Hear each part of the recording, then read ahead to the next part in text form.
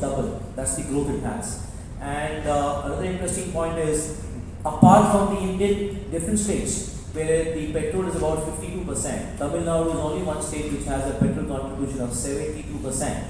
And something interesting, whereas the entire country has the automatic ratio about 42%, Tamil Nadu has a very high ratio about 55%. So it shows that the customers of Tamil Nadu, they are very specific on petrol, they're very specific of enjoying the drive, having more inclination towards automatics, and this is a very sweet spot for Honda because most of the lineup is in petrol. We are known for the automatic, we call it as CVT, which is the continuously variable transmission, which is one level refined of automatic. So in fact, the entire lineup which we have, the most we sell is CVTs. So again, as I said, very sweet spot for us to have focus in Tamil Nadu. You'll be very happy to know that the entire country say, while the industry is above, Tamil Nadu is at 6th rank in the industry. For us, Tamil Nadu is number 1. So if I separate Delhi and NCR, then the largest selling state for Honda cars in India is Tamil Nadu. So thank you so much, people of Tamil Nadu. It's really great pleasure to have you here. Right. So I would like to summarize and wrap up what I said. As far as the network of Tamil Nadu goes, we have about 29 selling outlets in about 19 cities. And another interesting data point for all of you is that in Tamil Nadu, the growth which is coming is actually in tier 2 and tier 3 towns. Not just from the key place like Chennai, but the other places like Coimbatore, Erode, Trichy, Salem, they are the ones who are actually growing, and same for us. So not just for the industry, but even for us, these are the places where the growth has come. And we're trying to focus our network expansion in Tamil Nadu in a different way. Currently, we have every 80 kilometers, we have a Honda outlet. And as we go on, I'm sure we're going to expand the network in Tamil Nadu. So, well, that's all from my side, which I wanted to say. I'm very happy to have any questions from all of you. Thank you. Sir, could you explain about the petrol engine? And when you do not want that high drive to come in and you want to save on the fuel, it seamlessly again shifts to the EV mode. And there is also a situation where both EV and petrol running. So it has a twin motor installed in it. And the technology is so damn smooth when you're driving the vehicle, you won't even understand it, you won't even figure out when there is petrol and when there is EV. Till the time you see on the meter what engine is running. So it's a very refined technology, and City Hybrid offers a mileage of 27.13 km a litre, which is one of the highest mileages to have in sedan. So yes, we like to focus on hybrid, and in the year 2027, which is next year, globally, Honda is going to launch a much refined hybrid engine. So we're going to have a new hybrid engine coming up. I'm sure it gets transferred to India as well. I can't comment on that. But the launch of the new hybrid engine is going to be coming up in 2027, which is more refined. Efficiency goes up by 30%. So in terms of mode and there is the engine. So basis your driving pattern, it will seamlessly switch whichever condition is. So for example, in city condition, so driving cycle between 40 to 50, it will be in battery mode. And if required, the engine will start charging the battery, and that will power the vehicle. Similarly, in engine mode, whenever you need a high RPM, so it switch to the engine. So this everything happens seamlessly, and this is for both the model ZRB as well as the city. When prolonged, it's a big XUV, right? No, it's not a prologue. in the month of March, the vehicle is already on roads. I'm sure it touches Tamil Nadu territory as well. So the plan here is that maybe, of course, we are very confident. Second half of this financial year we will launch it. As I mentioned a little while back, again, very proud moment for us because it is made in India and it's going to be made for the world. The entire local assembly, everything is in India, and we're going to export it to very important countries like Japan and other countries. So mainly here in Tamil Nadu, as you said, the ratio is increasing. When we can expect a manufacturing unit? Now we have a warehouse and a hub to supply towards it.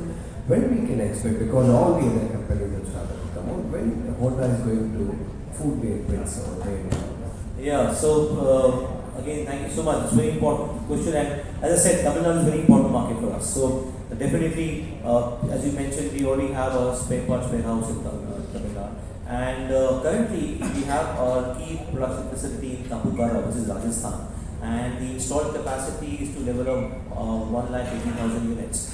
So it's all about once we're able to fill up the capacity. I'm sure we're going to explore various other locations where we can put up a factory. So currently there is no plan as such, but of course depends on the volumes. And I'm so happy that you wish for Honda to expand in production base. Truly means a lot to us. Thank you. So yes, Thank you. That's a nice one. So basically, we're not targeting any one powertrain. So again, interesting for you to know. For example, you're sitting in Tamil Nadu, and Tamil Nadu contribution of EV in the entire industry of Tamil Nadu is about 6%. Whereas all India is at 4%.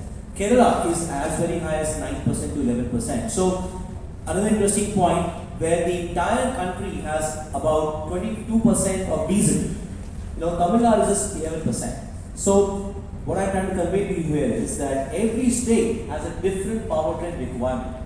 So, and we are so proud to be Indians, like we have such diverse needs, right? Everybody has a different need to it. So, the Honda's vision and aim is that we have to offer a mobility solution which suits to everyone. So, if you want a petrol, you want a hybrid, you want to have an EV, maybe you want to have flex fuels. I can't say that today, but we are very clear on this part. The only thing which we'll never introduce is diesel. Because diesel we still believe is not a clean fuel, and we have a vision towards blue skies for our kids and children, and that's the reason we want to be away from not so clean fuel. So, to answer your question, we're not targeting just one powertrain. We want to target multiple powertrains, which can help anyone, in country to adopt to the mobility as per his own needs. very special. You brought it up, I actually forgot to mention that. Thank you so much, sir. So, this comes with the ADAS 2.0, we call it as Honda Sensing. We were the first ones to introduce, and I would say that sensing is not just limited to one vehicle for us. We are the only manufacturers which has sensing or ADAS 2.0 in all our product ranges, starting from the lowest sedan, which is Honda Amaze, to Honda City, to Honda Elevate. And again, very happy to share that adoption of people towards ADAS is increasing every year. So, for example, in City, what we sell, almost all the grades has sensing to it. So, 98% what we sell has sensing. And in case of Amaze, the top grade has sensing. That's again the sale of about 45%. And Elevate, which has a sensing, 70% of the vehicle we sell is about sensing. So, thank you for bringing up that, sir. So, Honda is basically always aiming 2 zeros. I keep saying that. 2 zeros is what we are trying to aim. The first zero is about carbon neutrality. That's the reason we are trying to have the cleaner fuel, which is electric, as he asked. And the second zero is having zero collision mitigations. We do not want to have any kind of fatalities because of accidents. And to go away from accidents, we believe passive safety features and active safety features, they both play. So that's the reason why we have 6 airbags and a lot of other, active and passive safety features combined with the Honda Sensing, which is ADAS 2.0. So you seems to have more focus on hybrid models other than EV models. Any specific reasons? Because under contrarily, EV is more efficient. Yeah, so as I said, it's not that we focus more on hybrids. We focus on all the powertrains. But to be very honest to what you mentioned, I would deny that EV we didn't enter so far because adoption of EV, has multiple angles to it. The first angle is that we have a range anxiety. And if I go from point A to point B, maybe from Chennai to Trichy, will my vehicle run that kilometer range? Would I have enough charges on the route or not? So, and more than that, what happens to the vehicle after say 4 years or 5 years? What will be the vehicle cost or when I set that off? So, a lot of it depends on that. The Honda product which we will launch is going to answer all of those questions. And that's the reason why, as I mentioned, not focusing on hybrids alone, we're going to focus on EV and petrol, all of them. The other competitors, they get more focus on EV models. Sure. So it ranges from cars with EV as well as hybrid. There is have any automatic charging methods? Hybrid in automatic. Hybrid is an automatic charger. The vehicle automatically charges itself. So it's a self-charging battery. But as sir were asking, EV you have to definitely charge. So EV need chargers. So both you can have it at home or you have public chargers. It depends. Great. Anybody else who has a question? Yeah, sure. Hi, Manoj here from Gizmodo.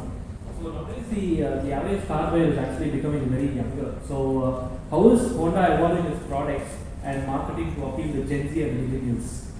Yeah, true, very good. And this is something which we keep discussing in boardrooms, right? So definitely, youngsters are the ones who are trying to come up, and thanks to youngsters, the way of selling has changed completely. Gone are the days where you go to the showroom, and so we're also trying to become more digital. As I mentioned, we have the SDI company which is launched, so these are being taken. As far as the product goes, as I mentioned, the sportiness in the car has been added. A lot of features which the youngsters they appeal to them is something like we introduce the black color. So City this time comes in black. Black is something which youth trying to resonate themselves to, and we're very happy. Black color is selling actually a lot in all the models, be it Amaze, City, and anyway. Apart from that, some important features like ventilated seats or 360 camera, a lot of that is also being added. So while we design our products and while we offer services, we're quite focused at how do we appeal to the youth, and you must, of course, you must have heard, but if you haven't, please watch the AV of Honda City. That's also very youth oriented, and music is very peppy. So that's one way of communicating by us that we are really inclined towards how can we attract the youth. Thank you. Yeah, that's again a good point. So youngsters, they actually look for value buying, right? So this car is packed with all the features what customers want, and specifically for you. And we have a lot of financing options as well. So you doesn't want to spend in one go, so we have various financing options available. We export from factories, sir. Sorry? Exporting. Yeah, we are exporting to Japan. So Elevate, of course, is exported to Japan. City is exported to various countries. The Middle East, Mexico, Japan, and so many countries. So export is definitely important. From your factories. This your present capacity is almost replaced, sir, or your factory? Yeah, so we no, it's not completely utilized. Yeah, it's about 60 to 70% is what we utilized. But definitely, as I mentioned, we're going to add a lot of products. We're going to increase the utilization, and as he mentioned, the sooner it gets filled up, probably, of course, we have plans to expand. Probably only manufactured, if I'm not wrong. Our cars were ethanol 20 compatible from January 2009. Yeah, I mean, as the law of the land says, we have to follow, all the regulations and emission norms. And the only thing that I can say today is that we are the first ones probably from January 2009. All our cars are E20 material compatible. But what are the concerns about mileage and other things? The government also has clarified about that. So there is a lot of noise going around. I can't specifically comment what exactly is the impact on the mileage. It's very difficult to ascertain that. But as far as the safety and drivability or the driving pleasure of the vehicle goes, I'd like to confirm that our cars are compatible. So you do not have to worry. You don't have to have stress in your mind that this vehicle, how old a Honda is can we have a E20 fill in or not. So we're very focused on that, and so you should convey this that all Honda buyers should be having a stress-free drive. They don't have to worry on that part. So, Prakash here, I have a question. Your press release as well as your speech mentioned that Tamil Nadu stands out as a key market. So, has any research been done to find out the derivative, how it has strategically evolved to be the number one here? Yeah, so as I mentioned to you, I think John little while back, so Tamil Nadu is very different from other states of the country. As I mentioned, 52% is petrol contribution for the entire country, but Tamil Nadu is about 72%. So people here are more petrol buyers, and somebody mentioned from there, there's also affinity towards EV going on. So, and the second most important point is people prefer to have an automatic transmission as compared to all the other states. So the adoption to automatic transmission is pretty high. And this again is a very sweet spot for us because Honda is known for CVT engine and for petrol engine. So that's the reason why it's a very important market. And another important point here is, as I mentioned a little while back, the growth in Tamil Nadu is very high in tier 2, tier 3 towns, where our penetration in Tamil Nadu is quite deeper. So every 80 kilometers you have an outlet of Honda. So yes, that's how Tamil Nadu is a special place for us. Thank you.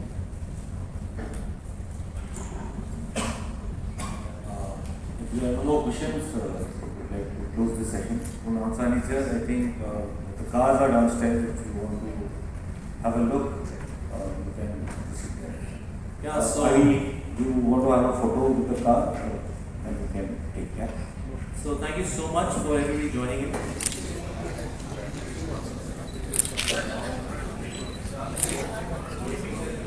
One of the key objectives of today's meeting is to share the Honda's future plan for the Indian market.